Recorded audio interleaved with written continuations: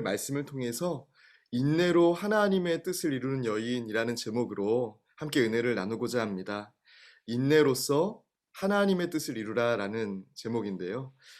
여러분 오늘 룻기는 사실 룻이라는 여인에 대해서 우리에게 말씀하는 책이잖아요.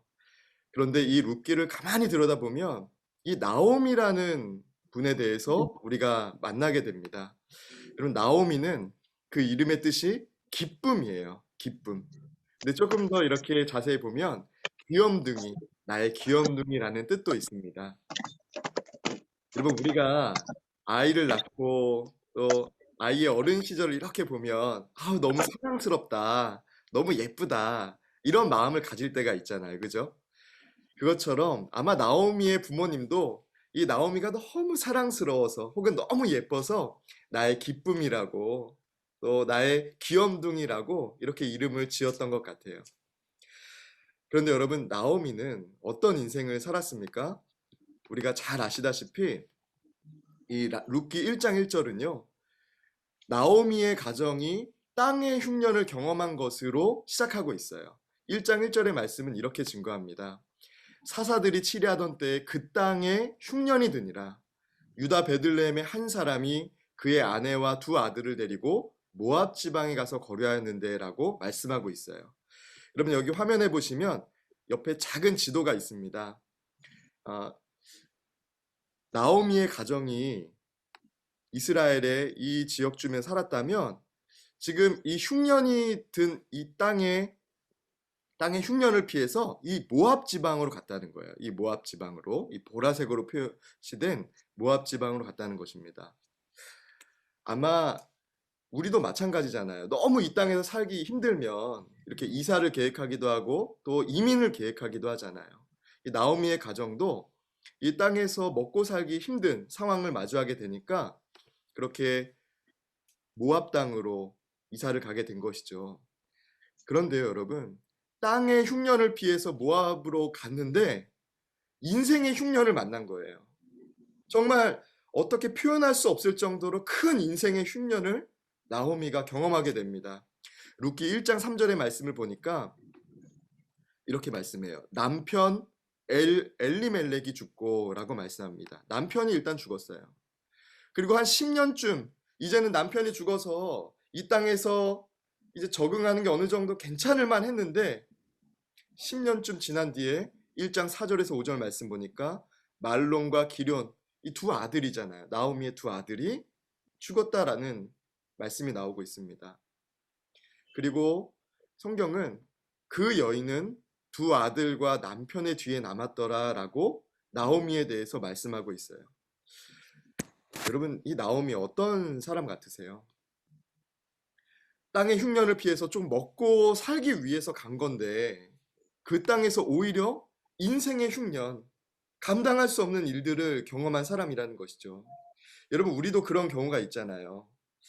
조금 더 잘 돼보려고 지금 조금 어려워서 조금 더 나아지려고 계획하고 선택한 일들이 오히려 더 우리의 삶에 문제를 일으키고 오히려 우리의 삶을 더 어렵게 만든 경우들이 있잖아요.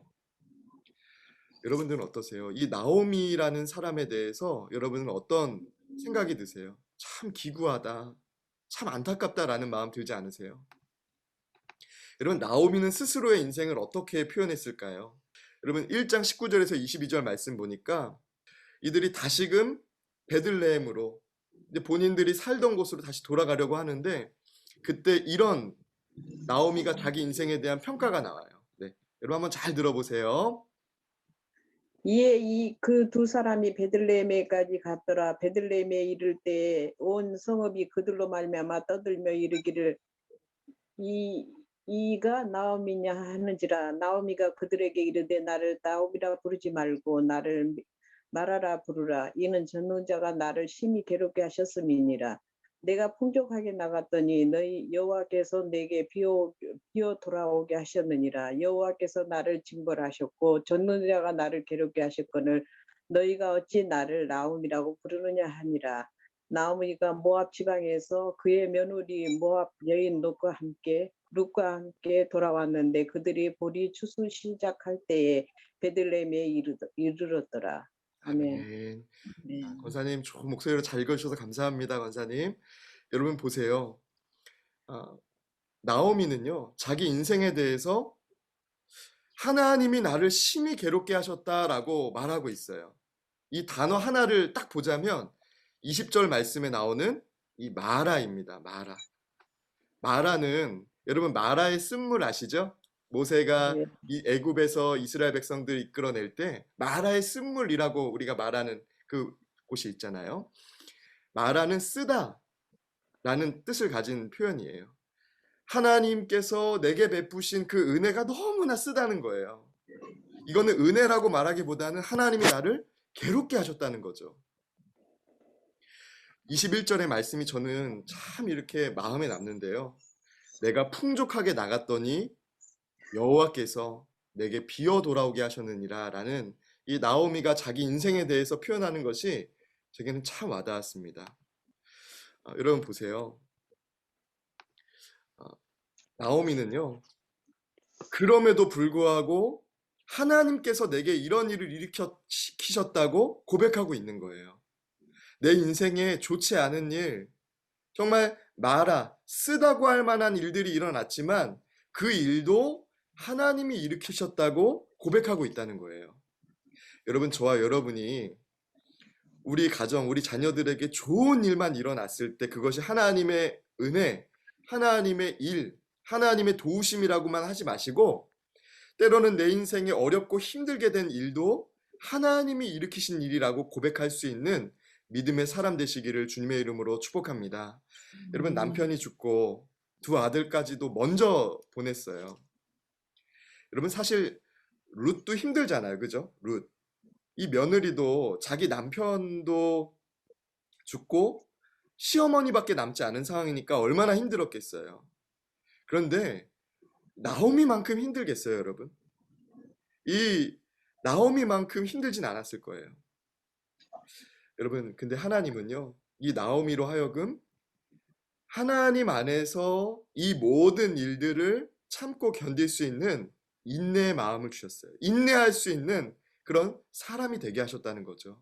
여러분, 이것이 하나님의 일을 이루는 아주 귀한 포인트입니다. 나오미가 만약에 하나님께서 이런 일들을 일으키셨을 때 포기하고 이제는 뭐 이런 하나님이 있느냐고 하나님을 멀리하며 떠났다면 하나님의 뜻을 경험하지 못했을 거예요. 여러분 근데 보세요. 22절 말씀 여러분 한번 보시기 바랍니다. 22절입니다.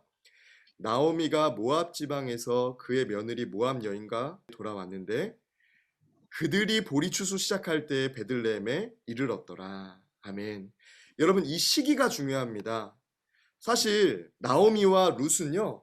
이거를 노리고 이때 온 게 아니에요.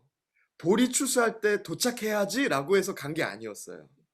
그런데 하나님은 놀랍게도 이 보리 추수 시작할 때에 베들레헴에 이 두 여인이 도착할 수 있도록 또 이 여인들의 삶에 하나님이 예비하신 일을 경험하시도록 이때에 도착하게 했다는 것이죠. 여러분 우리가 기억해야 될 게 무엇일까요? 우리가 고난 가운데서도 하나님을 신뢰하며 인내하면 하나님께서는 우리의 삶에 하나님의 때를 따라서 돕고 역사하신다는 거예요. 여러분 인내하시기를 바랍니다. 하나님의 역사가 하나님의 손이 우리의 삶에 역사하실 때까지 인내하시는 저와 여러분 되시기를 주님의 이름으로 축복합니다. 그래서 우리가 자녀들에게 이런 이야기를 할 수 있어야 돼요. 우리가 자녀들에게요.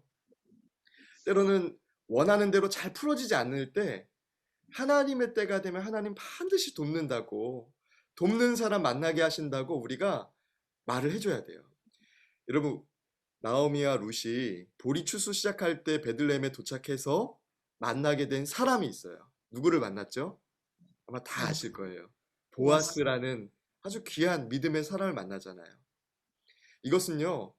룻이 예뻤기 때문에 혹은 어쩌다가 보니까 만난 게 아니에요.